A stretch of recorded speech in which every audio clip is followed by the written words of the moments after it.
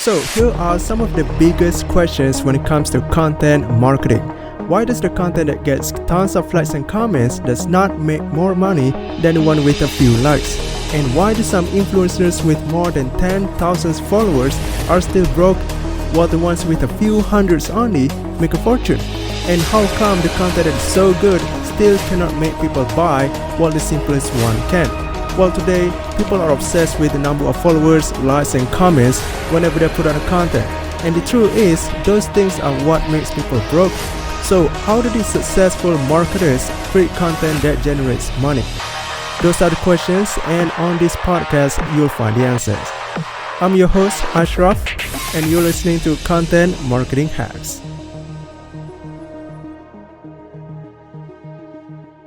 How do you make it good? How do you make the experience really good? Yeah, so it starts from the initial reach out, right? So You're reaching out to a guest. That's step one.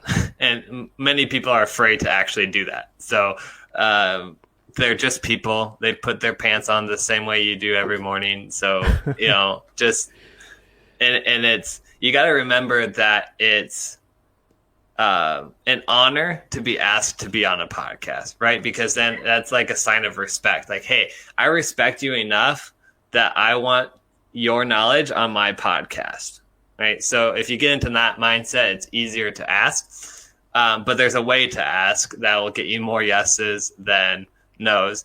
One is you DM them on social media. That's where I get my best response, is social media. So find which social media they're most active on, and if you kind of listen to some podcasts or videos or blogs that they've written, they'll likely have a theme like follow me here, follow me there, that will tell you where they're most active on. Mm-hmm. And then just send them a message saying, hey, I host, this XYZ podcast. I'd love to feature you as a guest. Not I'd love to have you as a guest, but love to feature. That word's important because then it's like, hey, I'm promoting you to my audience, right? Yeah. So I'd love to feature you as a guest to my audience of blank. So if you have a niche audience, say my audience of amateur athletes that are looking to go pro. That's my audience for Science of Sports Recovery podcast. So then that will tell them right away if it's a good fit for them, because they already know their audience.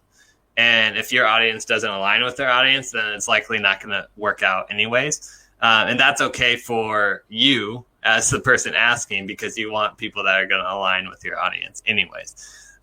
So that's kind of the opening. Right. I want you on this. I want to feature you on this podcast that I host, XYZ podcast name, to my audience of blank. And then tell them why. I've been following you for a while. I love your content about mobility in the shoulder. And I know that's a struggle for a lot of my audience, especially baseball players and tennis players and, softball players. And I'd love to talk with you about how to keep the shoulder more mobile. I'm doing a specific example right now because I think that's more helpful. So tell them why. And then some supporting evidence of why they should be on your podcast. So you can say like, past guests include, and then like your most notable guests. Or another hack is you can say if they're on Instagram, you can see who they follow, or on Twitter or whatever social media, you can see who they follow. If they follow anybody that you've previously had on your podcast, like make sure to mention that and past guests include, because they already look up to that person if they follow them, right? So that's something that I always do. So you list 3 or 4 guests. Another way to do this is if your podcast gets a lot of downloads, like if you're getting multiple thousands or hundreds of thousands downloads a month, put that in there, right? Because you're going to get yes a lot more often if they know for a fact that you have the audience that will impact them in a way.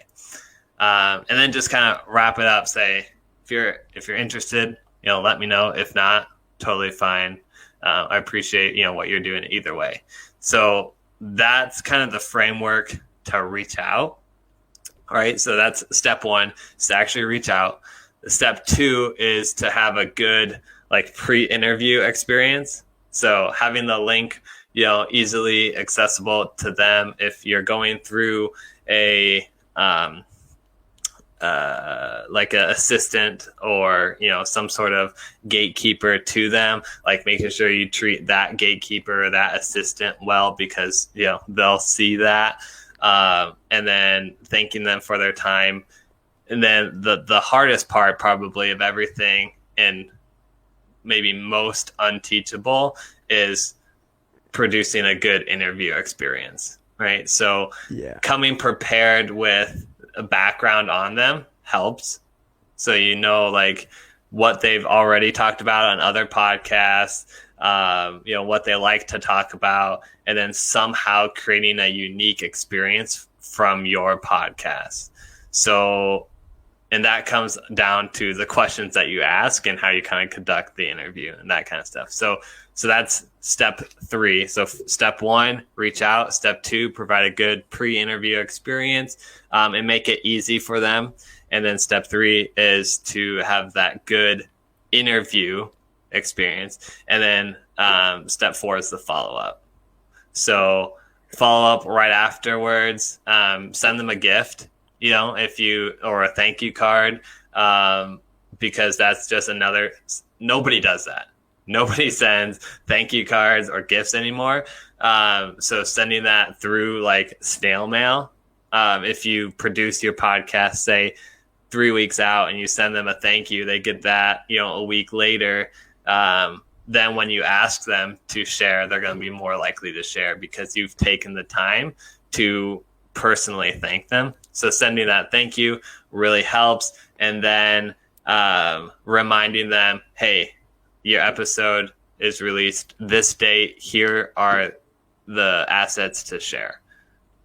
So that's step four, is, the follow-up. Send a thank you, send the email probably prior to when it's released, and then the day of when it's released, with all the information they need to share or could share. Wow. Okay. That's a very good step. And one thing I want to add about reaching out is that sometimes I do video record just about 20 to 30 seconds, saying all those scripts, the exact same script. Wow, we even use the same script here. Yeah, that's because it's effective. You find what's effective and you keep using it. Video is a really good way to reach out to, especially if you've reached out to them a couple times on social or in different avenues, to then send a video and say, hey, I know I've reached out a couple times. I know you're busy. And if you're not interested, that's fine. You can let me know. Here's why I'd really like to get and, have you on the podcast or whatever. So. Yeah, even that part too. I even include that part. that was crazy. Did we learn from the same person? I learned by doing, man. That's I crazy. consume a lot of content. So there's things that I pick up that are kind of unconscious. But most of I do, and I check to see if it works, and keep the things that work. So yeah, that's even powerful. You made it on your own. So props to you. Thanks. Okay, so we are really close to the end today. So I want to know, did you plan to close the previous podcast that you're doing, the science of sport recovery? I mean, are you planning to close it? Yeah. No, I plan to keep that going for a couple reasons. One, I like talking to professional athletes and cool people, leading researchers. So that's fun for me, and I'm still training for a Spartan, so it's still bringing value into my life. And when I say Spartan, I mean like obstacle course endurance races, and then the second reason is it provides an example of a podcast that I host and run and try to make money from to my other podcast. So I can say on my How to Make Money podcasting and say, I have this other podcast unrelated to business at all. Here's what I found that worked there versus here. As well as the third reason, bonus reason for myself, I guess, is it gives me a place to train my team. So I hire somebody on. I don't send them to my clients right away. I send them to my own podcast that I host because then it's not my reputation on the line. I mean, it is, but I feel more comfortable training somebody new on my podcast. So if they mess up, we can deal with that internally rather than having to, deal with that through the client. So. That's cool. So you are doing two niches at the same time here. So wow, that's cool. Are you still doing sport right now, or? Yeah. Or yep. Have you Still stopped training. doing that?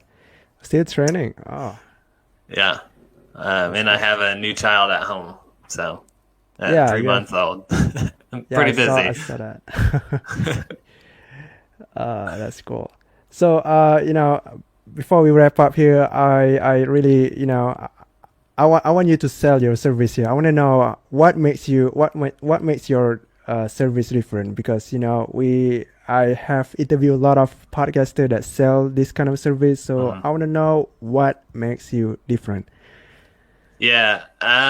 So as far as like the actual production services, like we have a package that's kind of a full-on production. So anything from the audio editing, video editing, the content planning, the guest management. So all that step 1, 2, and 4, you have to actually conduct an interview, but we'll do step 1, 2, and 4 for you for the guest management part, as well as promote you as a guest on other podcasts. And we kind of do the full thing for you. So essentially you can show up, record an interview, and then, go home and everything is produced for you. I would say that's kind of our biggest differentiator as far as, other people are kind of just doing audio or just doing content reproduction or one of the two. We can do that all in-house, which is nice.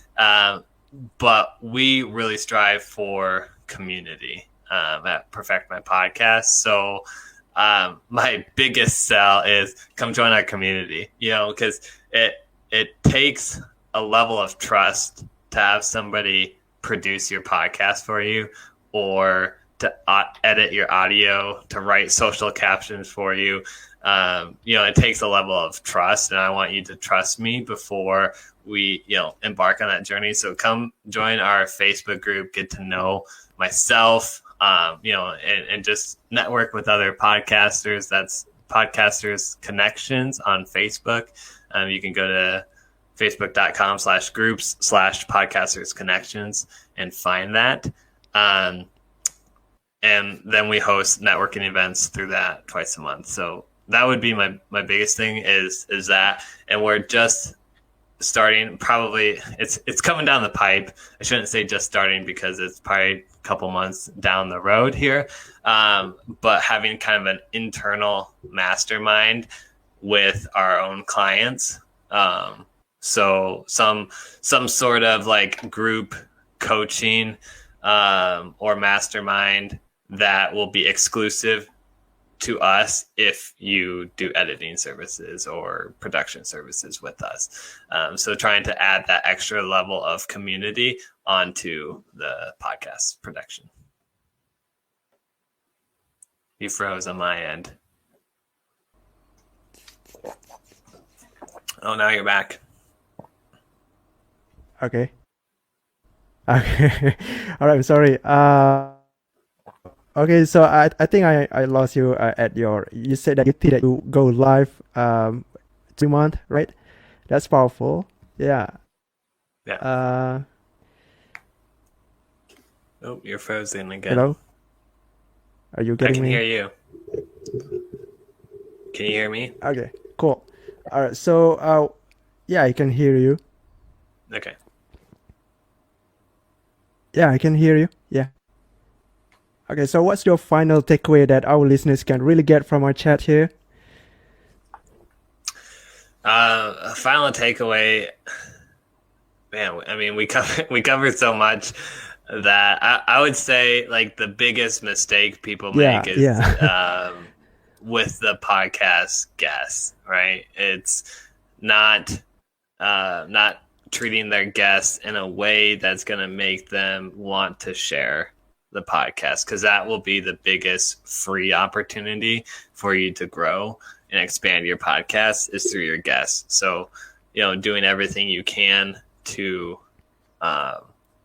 make their experience the best will grow your podcast. Mm-hmm. So you're saying the mistake with the guest is not growing a podcast? Is that what you mean? What was that? Do you mean the mistake? Do you mean the mistakes that podcasters make with the guest is not growing the podcast? The mistake. I didn't get that.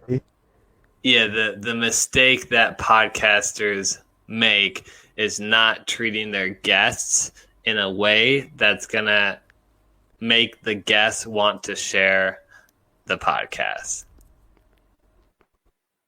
So, not doing those 4 steps that we talked about, that's the biggest mistake I see people make. That's awesome. All right, so all right, Jase, thank you for sharing your ideas and insights with us. Really happy to have you here. And for the listeners, I'll catch you another time. All right, I hope you enjoyed our conversation and got so many golden nuggets. Okay, now that you have listened to the end, I have got a free gift for you. And it's not a masterclass or a webinar or some trainings, okay? It's a real gift, I promise. Okay, what is it you say? All right, I'm gonna give you a podcast microphone for free. That's right, you heard that right, baby. It's free. I'm going to give you a podcast microphone for free. And if you're doing podcasts, then you may need this microphone, Okay, and keep in mind, I can only give 1,000 of these away for free, so get it now before it runs out. So you can get it at bit.ly/free podcast mic. Again, that's bit.ly/free podcast mic. The link is in the description below if you don't get it right. Okay, so get it now before it runs out. All right. Now, always remember that content creators get liked, but content marketers get paid.